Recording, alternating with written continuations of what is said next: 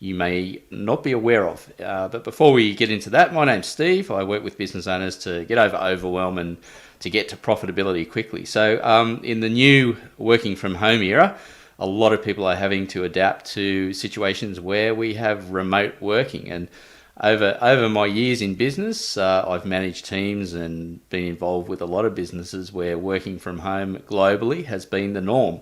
So what are the big takeaways from that? Because there are no hard and fast rules to this. You can't micromanage people, and you can't put cameras in their homes and monitor them, although some people might like to do that.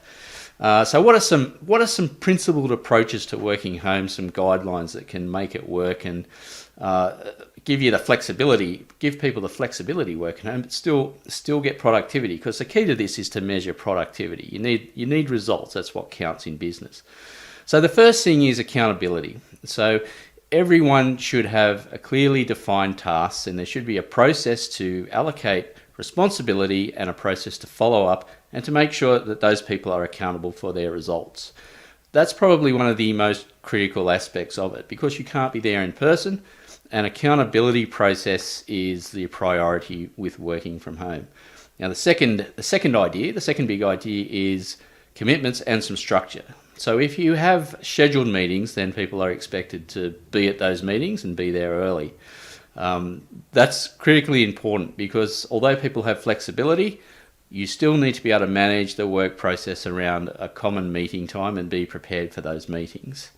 And thirdly, the third major part of this is to make good use of current technology. Now, there are a lot of great communication tools out there. Everyone uses Zoom and those tools. There are a couple that everyone may not be aware of. There's a tool called Slack.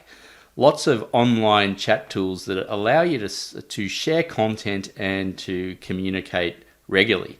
Now, I'll put a caveat on the use of these tools, is that there must be some limits on the level of interruptions. The problem with a lot of these tools is that you can get interruptions all throughout the day. So it's important to make sure that the use of instant messaging and email and those devices, that it's quite acceptable to turn those off while there's periods of concentration. It's a good reason for this too, is that if you're doing a task and it's taking you into the task for 15 minutes, you get an interruption, it takes on average another 15 minutes to get back into that task. This is a major issue with homework and the constant prevalence of messaging and email, is that something that should take an hour ends up taking effectively 3 hours. So that you can use for your new working at home environment. A lot of people might already be aware of those, but if your business is just entering this territory, those are three great ways to